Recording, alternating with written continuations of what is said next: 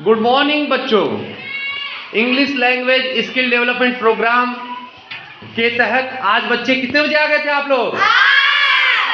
8 बजे बच्चे आ गए थे। विद्यालय का समय तो 9 बजे है, लेकिन बच्चे सुबह सुबह आ जाते हैं।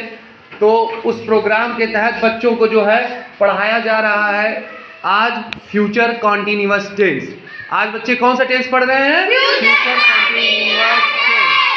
फ्यूचर कॉन्टिन्यूअस टेंस, जिसे हम फ्यूचर इम्परफेक्ट टेंस भी कहते हैं। क्यों कॉन्टिन्यूअस टेंस को इम्परफेक्ट टेंस कहते हैं? क्योंकि इसमें कॉन्टिन्यूअस की जब बात आती है तो इसमें कार्य जो है कंटिन्यू रहता है, और इम्परफेक्ट इसलिए कहते हैं कि कार्य अभी पूरा नहीं हुआ है। परफेक्ट होगा तो पूरा हो जाएगा, लेकिन कार्य अभी अपूर्ण है, इसलिए इसे इम्परफेक्ट या कॉन्टिन्यूअस टेंस कहते हैं। अब इसकी अगर हमें पहचान करनी है तो इस टेंस के वाक्यों से ज्ञात होता है कि कार्य भविष्य में जारी रहेगा। जो कार्य के कंटिन्यू होने की बात है वो आने वाले समय में कार्य के कंटिन्यू होने की बात है।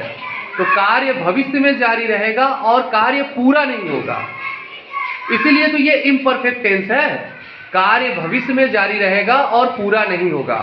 और इस टेंस के वाक्यों के अंत में रहा होगा, रहे होंगे, रही होगी, रहा होगा आदि शब्द समूहों का प्रयोग होता है, किंतु कार्य के जारी होते रहने की अवधि नहीं दी होती है। अतः इसे फ्यूचर प्रोग्रेसिव टेंस भी कहते हैं। कार्य भविष्य में जारी रहेगा, पूरा नहीं होगा, और कार्य जारी होने की कोई अवधि नहीं दी जाती है, इसलिए इसे फ्यूचर प्रोग्रेसिव टेंस भी कहते हैं। तो फ्यूचर कॉन्टिन्यूअस टेंस के 3 नाम हो गए। पहला कॉन्टिन्यूअस टेंस, दूसरा इम्परफेक्ट टेंस और तीसरा प्रोग्रेसिव टेंस।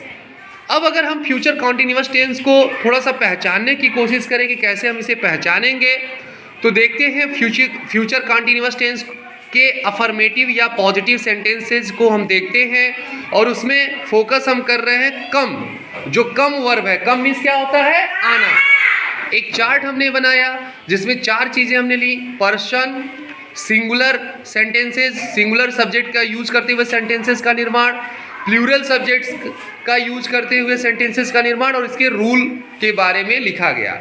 तो अगर हम फर्स्ट पर्सन की बात करें, फर्स्ट पर्सन मतलब क्या होता है? जो स्पीकर होता है। जैसे मैं हूँ स्पीकर, इसमें मैं बोल रहा हूँ, तो सिंगुलर में मैं बोलूँगा आई शैल बी कमिंग, मैं आ रहा हूँगा। आई शैल बी कमिंग। अब इसमें ये कह रहा है कि मैं किसी समय जो आ रहा हूँगा, समय नहीं दिया है, लेकिन भविष्य की बात है कि मैं आ रहा हूँगा। आई शैल बी कमिंग, तो ये सिंगुलर है क्योंकि आई का प्रयोग हुआ है, क्योंकि बोलने वाला मैं अकेला हूँ, मैं आ रहा हूँगा, तो ये है आई शैल बी कमिंग। अगर हम बोलने वाले एक से अधिक लोग हो जाए, प्लूरल सब्जेक्ट का यूज हो, फर्स्ट पर्सन में बोलने वाले अधिक लोग हों, तो क्या बोलेंगे? वी शैल बी कमिंग, हम आ रहे होंगे। क्या बोला जाएगा? वी शैल बी कमिंग, हम आ रहे होंगे।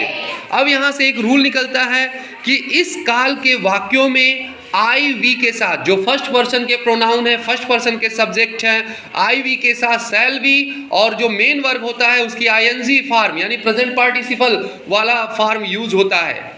तो अगर फ्यूचर कॉन्टिन्यूअस टेंस की बात कर रहे हैं आप, तो इसके जब सेंटेंसेस आएंगे तो आई वी के साथ शैल बी और मेन वर्ब का आईएनजी फॉर्म यूज करेंगे। अब बात करते हैं हम लोग सेकेंड पर्सन की। किसकी बात करते हैं? सेकेंड पर्सन की। सेकेंड पर्सन क्या है? ऑडियंस है, सुनने वाला है। अगर कोई सुनने वाला एक व्यक्ति है, उसके बारे में बात हो रही है, उसे हम कह रहे हैं तुम आ रहे होगे। ये आने वाले समय में, भविष्य के समय में कभी कार्य जारी है, तुम आ रहे होगे। और सेकेंड पर्सन के लिए हम एक व्यक्ति के लिए यूज करते हैं यू, तो यहाँ पे क्या हो रहा है? यू विल बी कमिंग, तुम आ रहे होगे। अभी इसके स्ट्रक्चर बात करेंगे, रूल पे बात करेंगे, चीजें ज्यादा समझ में आएंगी।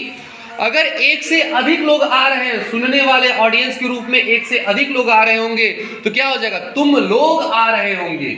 क्या हो जाएगा? तुम लोग आ रहे होंगे, और उसके लिए भी यू का प्रयोग करते हैं। उसके लिए भी जो प्रयोग होगा वो प्रयोग होगा यू विल बी कमिंग। अब देखिए यहां से जो रूल निकल के आ रहा है कि आई वी के अलावा अन्य सभी सब्जेक्ट के साथ जो है विल बी के साथ मुख्य क्रिया की आईएनजी फॉर्म आएगी। यानी आई वी के अलावा कोई अन्य सब्जेक्ट आ रहा है उसके साथ विल भी यूज होगा ऑक्सिलरी वर्ब के रूप में, और वर्ब की आईएनजी फॉर्म यूज होगी इस प्रकार के सेंटेंसेस के निर्माण में। अब देखते हैं हम थर्ड पर्सन। थर्ड पर्सन वो है जो न बोलने वाला है न सुनने वाला, न वो स्पीकर है न वो ऑडियंस है, लेकिन उसके बारे में बात हो रही है। तो थर्ड पर्सन के प्रोनाउन में बात हो रही है जो होगी तो ही सी इट। अगर सिंगुलर सब्जेक्ट की बात हो थर्ड पर्सन में तो कौन सा हो जाएगा प्रोनाउन? He see it. जैसे उसका एक सेंटेंस लिया गया, वह आ रहा होगा, तो इसके लिए कहा जा सकता है ही विल बी कमिंग। लेकिन अगर यहाँ पे वह आ रही होगी तो क्या होगा? सी विल बी कमिंग। तो थर्ड पर्सन के प्रोनाउन के लिए जो है हम क्या यूज करेंगे? विल बी का यूज करेंगे और वर्ब में आईएनजी का यूज करेंगे। थर्ड पर्सन के प्लूरल प्रोनाउन की बात करें तो दे होगा। ही सी इट के साथ प्लूरल प्रोनाउन के रूप में थर्ड पर्सन में दे का यूज होता है। और यहाँ पे हमने सेंटेंस लिया है वे आ रहे होंगे, और वे आ रहे होंगे के लिए जो ट्रांसलेशन होगा दे विल बी कमिंग। तो यहां से जो रूल निकल रहा है कि इस आपने पहले ही रूल के रूप में देखा था कि आई वी के अलावा कोई भी सब्जेक्ट आएगा तो उसके साथ विल वी के साथ मुख्य क्रिया की आईएनजी फॉर्म आएगी। तो यहाँ पे आई वी के अलावा दे आया है तो दे के साथ भी विल वी का प्रयोग हो रहा है। केवल आई और वी के साथ शैल वी का प्रयोग होता है। एक चीज ध्यान ये देना है कि अगर फ्यूचर टेंस का कोई वाक्य आ रहा है और उसमें कल का जिक्र है तो टुमारो, वहां पर हम किसका यूज करेंगे? टुमारो। पास्ट टेंस होता तो यस्टरडे का यूज करते, पास्ट टेंस होता तो यस्टरडे का यूज करते, लेकिन यहाँ पे टुमारो का यूज कर रहे हैं। तो ये हमने समझा कि फ्यूचर कॉन्टिन्यूअस टेंस, जिसे हम इम्परफेक्ट टेंस भी कहते हैं, फ्यूचर इम्परफेक्ट टेंस, और इसमें क्या होता है कार्य जो है भविष्य में जारी रहेगा और कार्य पूरा भी नहीं होगा, इसलिए इसे इम्परफेक्ट टेंस कहेंगे। और इस टेंस के वाक्यों के अंत में क्या रहेगा? रहा होगा, रहे होंगे, रही होगी, रहा होगा आदि शब्द समूहों का प्रयोग होता है। बेटा ये पढ़ने पढ़ाने का ट्रेडिशनल तरीका है, पारंपरिक तरीका है। एडवांस तरीके में इसको कुछ अन्य तरीके से पढ़ा जाता है, लेकिन शुरुआत में चूंकि हम इससे परिचय प्राप्त कर सके, शुरू में कुछ इसको हम जान सके, इसलिए इस तरीके का इस्तेमाल किया जा रहा है। इसमें कार्य के जारी होते रहने की अवधि नहीं दी जाती है कि कार्य किस समय में जारी, ये अवधि नहीं दी जाती।